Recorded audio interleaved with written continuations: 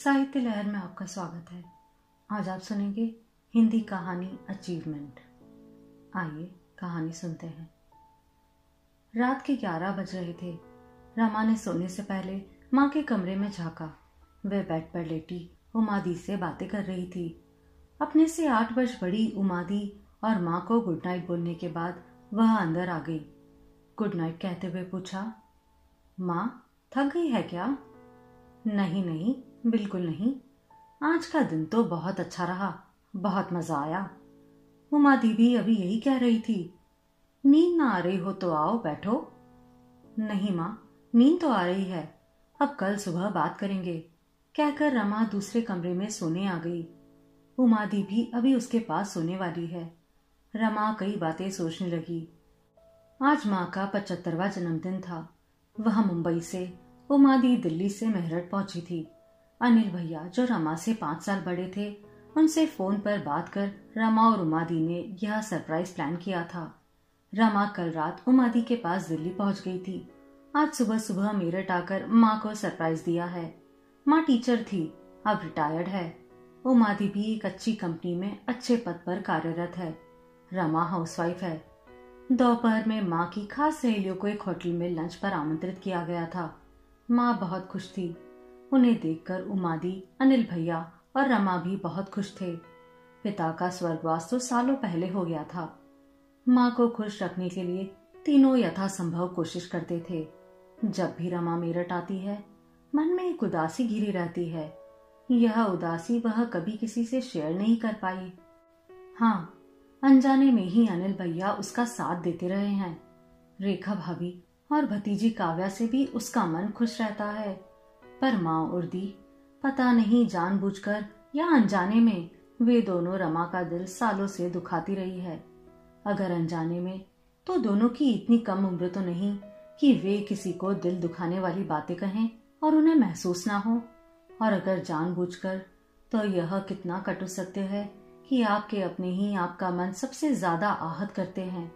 अगर बाहर वाले आपके मन को कष्ट पहुंचाते हैं, तो आप उनसे अपने संबंध सीमित कर एक किनारा कर सकते हैं। पर इन सबसे करीबी रिश्तों का क्या किया जाए, जिन्हें आपकी आंतरिक पीड़ा का एहसास नहीं होता।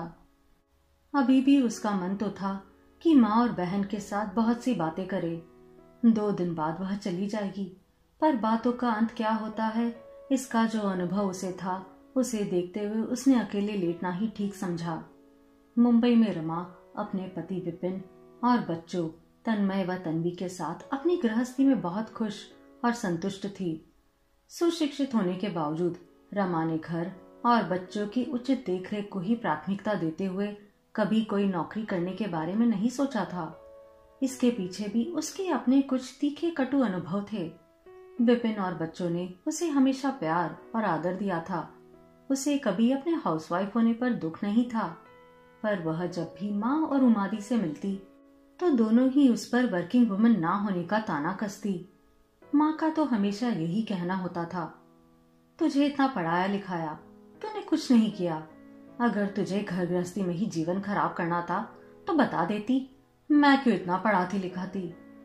उमादी ने भी हमेशा ऐसी ही बातें की है। भाई, हाउसवाइफ के रंग ढंग तो मैं अपनी पड़ोसिनों को रोज देखती ही हूँ। कोई काम नहीं होता उन्हें, बस गेट पर खड़ी होकर गप्पे लड़वा लो। मैं तो पूरा दिन घर पर रहने की सोच भी नहीं सकती। माँ और बहन की ऐसी बातें रमा के दिल पर गहरा प्रहार सा कर जाती। लगता क्या सचमुच जीवन में उसने कुछ नहीं किया। भैया ने हमेशा उसकी उदार मन से प्रशंसा की थी। पता नहीं कितनी ही बातें उसे अक्सर याद आती रहती थी जब माँ और उमादी ने उसका मजाक उड़ाया था। उमादी सोने आई तो रमा ने अपनी आंखें यूं ही बंद कर ली। दिन की बहुत सी बातें याद आ गई थी, तो अब बात करने का मन ही नहीं हो रहा था। उमादी भी उसे सोया समझ चुपचाप सो गई। रमा को आज दिन की पार्टी की कुछ बातें याद आ रही थी। माँ की सहेलियों ने जब उमादी और उससे पूछा था कि क्या कर रही हो आजकल, तो उमादी ने गर्व भरे स्वर में अपने कामकाजी होने के बारे में बताया था। उसके हाउसवाइफ कहने पर माँ ने जैसे शर्मिंदा होते हुए कहा था, इसने कुछ नहीं किया, बस घर पर आराम किया है। छलछलाई आंखों को बड़ी मुश्किल से रोका था रमा ने। मन अंदर तक कड़वाहट से भर गया था। उसके सब्र का पैमाना अब छलकने लगा था, पर हमेशा की ही तरह इन कटाक्षों का जवाब देने से उसने खुद को रोक लिया था। फिर कितने ही विचारों के आरोह अवरोह में डुबकी लगाते हुए उसकी आंखें लगाई थी। अगला दिन भी घर में कब बीता पता नहीं चला। फिर अगली सुबह उमादी और रमा साथ ही निकलने वाली थी। प्रोग्राम यही था कि उमादी रमा को एयरपोर्ट छोड़ देंगी और वह अपने घर चली जाएंगी। दोनों पैकिंग कर रही थी, तभी माँ वहीं पास आकर बैठ गई। कुछ इधर उधर की बातों के बाद बोली, रमा तुम थोड़ा रुक जाती। नहीं माँ, विपिन और बच्चों को परेशानी होती है। बच्चों की परीक्षाएं भी शुरू होने वाली है। मेरा वहां रहना अभी जरूरी है। उमादी ने कहा, अरे सब मैनेज कर लेते हैं। मैं भी तो छुट्टियों में यहाँ आती हूँ कि नहीं। एक तो पता नहीं घर में रहने वाली लेडीजों को यह क्यों लगता है कि उनके कहीं चले जाने से कोई काम रुक जाता है। मुझे देखो, मैं तो ऑफिस से भी छुट्टी लेकर आती हूँ। घर के काम क्या चीज है।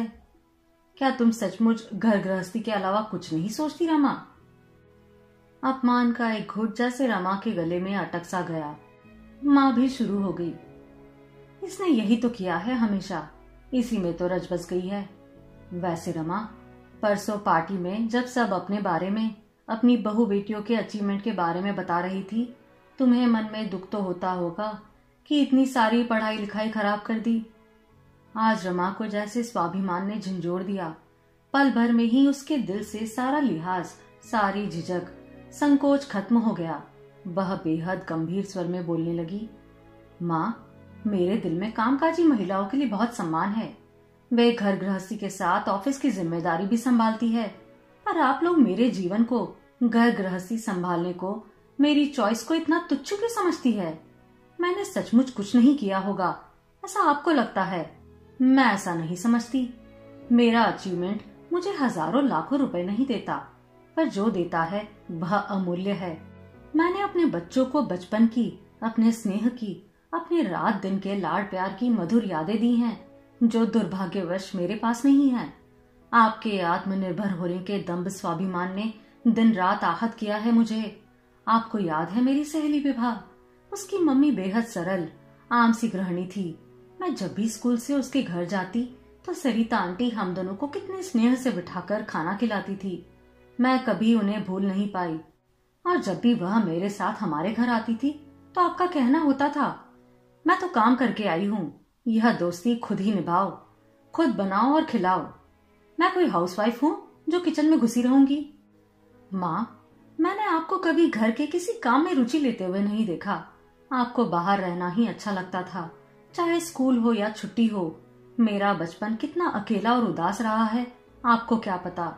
आपके घर से बाहर रहने के शौक ने मैंने क्या क्या सहा है, आप अंदाजा भी नहीं लगा सकती हैं।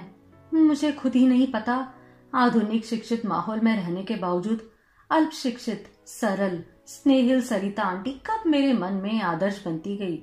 मैंने अपने बच्चों को वही स्नेह व सुरक्षा देने की कोशिश की है जो मुझे विभा के घर में जाकर महसूस होती थी। मैं इस बात को भी खुले दिल से स्वीकार करती हूँ कि पिताजी के ना रहने पर आपने ही घर संभाला है। पर माँ, आत्मनिर्भर होने का इतना दंभ, इतना घमंड कि आप मेरे हर काम को हेय दृष्टि से देखती आई हैं।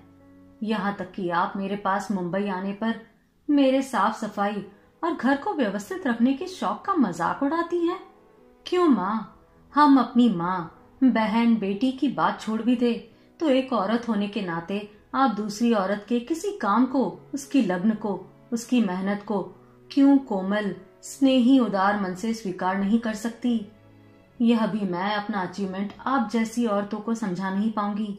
बस मेरे बच्चे कभी यह बात नहीं कहेंगे कि उनका बचपन उदास, अकेला, आहत व उपेक्षित बीता है।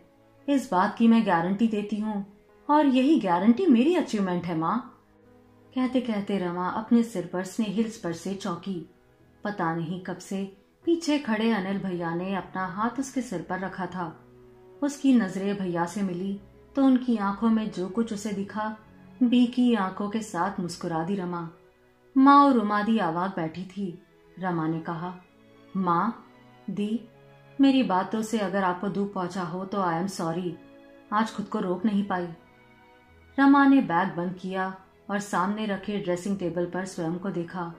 अपना ही चेहरा आज शांत और खुश लगा। मन पंख सा हल्का हो गया था। सालों का गुबार निकालने के बाद अब बहुत शांत था मन। आप सुन रहे थे पूनम अहमद की कहानी अचीवमेंट।